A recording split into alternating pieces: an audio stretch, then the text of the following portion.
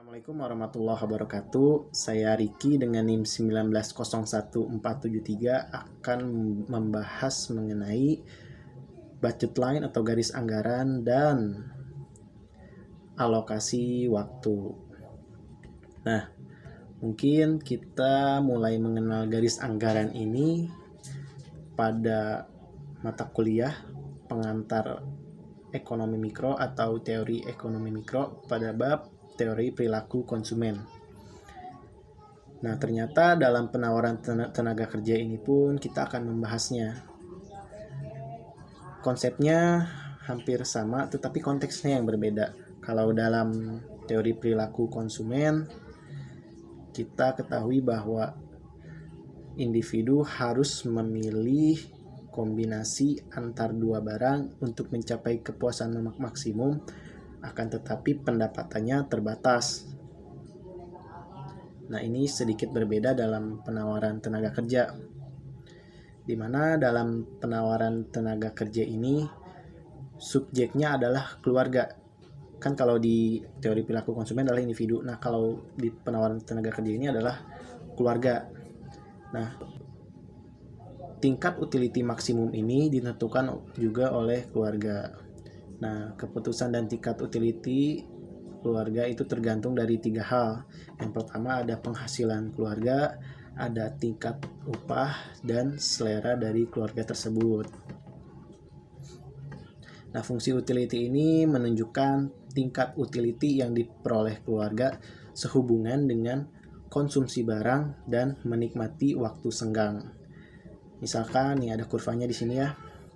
Misalkan waktu yang tersedia buat keluarga untuk keperluan bekerja dan waktu senggang sebesar OH jam. Nah, itu di kurva terlihat ya, garisnya garis horizontal. Ada titik O, ada titik D, ada titik H. Nah, bila seluruh waktu yang tersedia yaitu sebesar OH jam dari titik O ke titik H digunakan untuk menikmati waktu senggang, maka pendapatan keluarga tersebut hanya sebesar titik H ke titik B. Pada tingkat upah, titik A dengan utility-nya adalah U1. Nah, sedangkan bila keluarga tersebut menggunakan seluruh waktu yang tersedia untuk bekerja, maka jumlah barang yang dikonsumsi adalah dari titik O ke titik C dengan tingkat utility U2. Nah, bisa dilihat ya. Jadi kalau mau menggunakan waktu senggangnya untuk bekerja, artinya waktu senggangnya dihabiskan dari titik H ke titik O. Akan tetapi keluarga tersebut bisa mengkonsumsi jumlah barang dari titik O ke titik C dengan tingkat utility-nya adalah U2. Akan tetapi dalam teorinya adalah tingkat utility maksimum itu dapat dicapai pada U3, yang mana U3 ini harus menyinggung budget line atau garis anggaran di titik E. Nah, titik E ini menunjukkan waktu yang digunakan untuk bekerja ini dari titik H ke titik D. Tetapi keluarga tersebut bisa menikmati waktu senggang dari titik O ke titik D. Sekian dari saya. Assalamualaikum warahmatullahi wabarakatuh. Selanjutnya akan dijelaskan mengenai kurva penawaran tenaga kerja dan elastisitas penawaran tenaga kerja. Kurva penawaran tenaga kerja yaitu hubungan antara tingkat upah dan jam kerja. Bentuk kurva penawaran tenaga kerja itu naik dari kiri bawah ke kanan atas, melengkung membalik atau backward bending curve.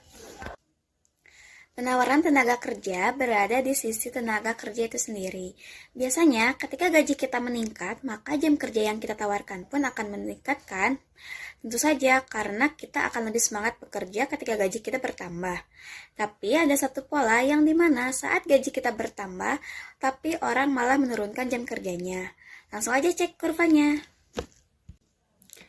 Pada awalnya, ketika gaji kita meningkat menuju W2, maka kita akan bekerja lebih semangat atau jam kerja yang kita tawarkan akan lebih. Namun, menurut ahli ekonomi, akan ada masa di mana ketika gaji kita terus meningkat atau mencapai titik maksimal, mereka malah menurunkan jam kerjanya, karena menurut mereka gajinya udah pas. Maka mereka mengatakan waktu yang mereka punya itu bukan hanya untuk bekerja saja, tapi juga untuk menikmatinya. Supaya lebih mudah dipahami, saya akan memberikan satu contoh lainnya. Misalnya, ketika kita ingin membeli HP seharga 10 juta dan anggaplah kita memiliki gaji 100.000 per jam, maka kita harus bekerja lebih keras atau kita kerja 100 jam buat dapetin uang 10 juta itu. Dan anggaplah ketika kita punya gaji 1 juta per jam, maka kita hanya butuh waktu 10 jam kerja buat dapetin uang 10 juta. Nah, ketika gaji kita 1 juta per jam, maka kita akan menurunkan jam kerja kita karena kita butuh waktu yang tidak bisa dipakai ketika kerja atau leisure time seperti family time atau main-main dan yang lainnya. Bismillahirrahmanirrahim.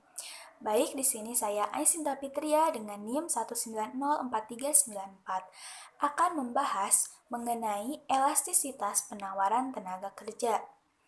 Sebelum kita mengetahui apa itu elastisitas penawaran tenaga kerja, ada baiknya jika kita mengingat kembali definisi dari elastisitas itu sendiri.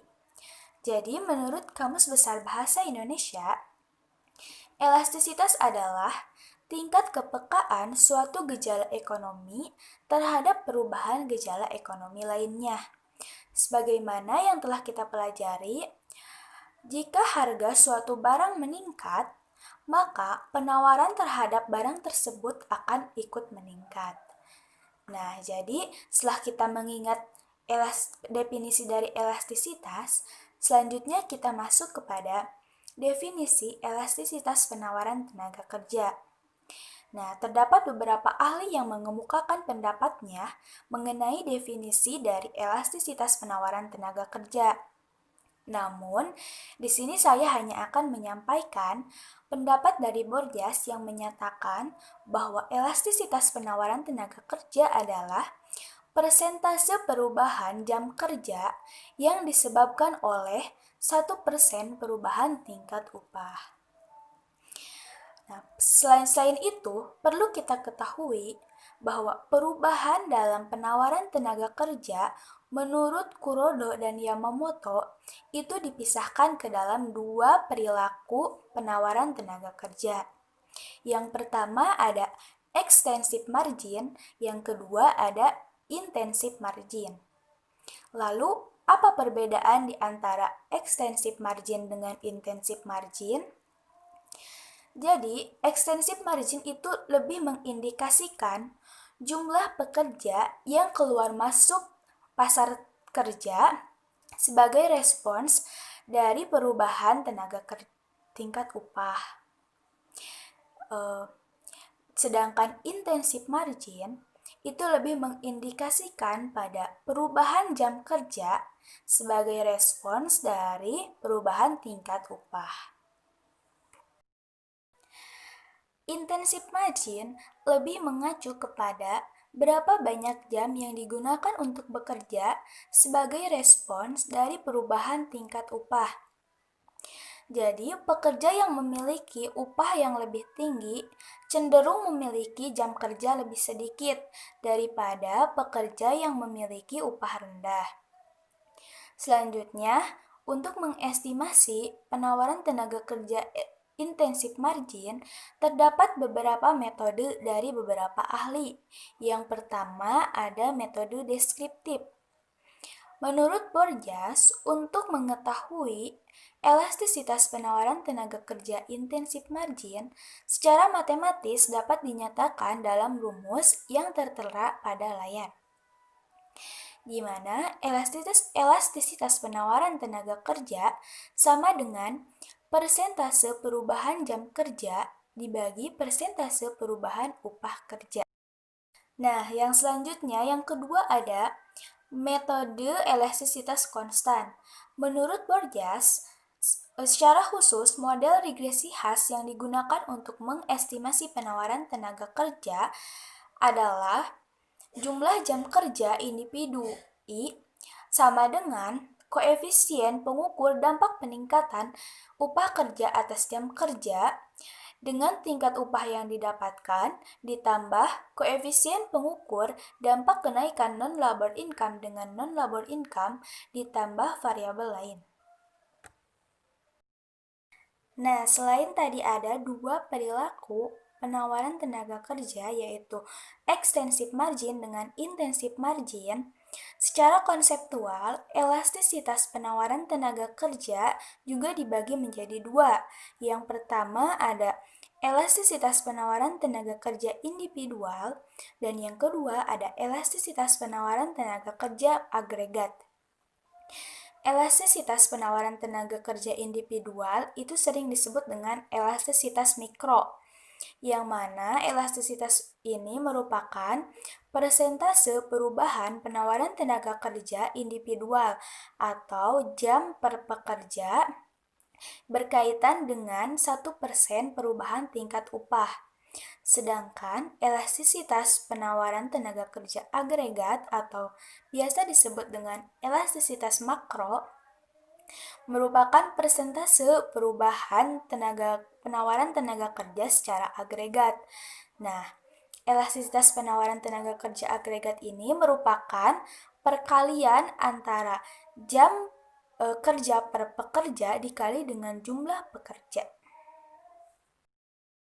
Nah, selanjutnya ada koefisien elastisitas penawaran tenaga kerja.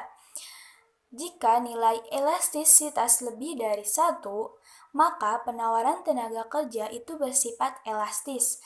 Artinya, perubahan jam kerja itu peka terhadap perubahan tingkat upah. Sedangkan, jika nilai elastisitas kurang dari 1, maka elastisitas penawaran tenaga kerja itu bersifat inelastis. Artinya, perubahan jam kerja tidak merespon secara sensitif perubahan dari tingkat upah.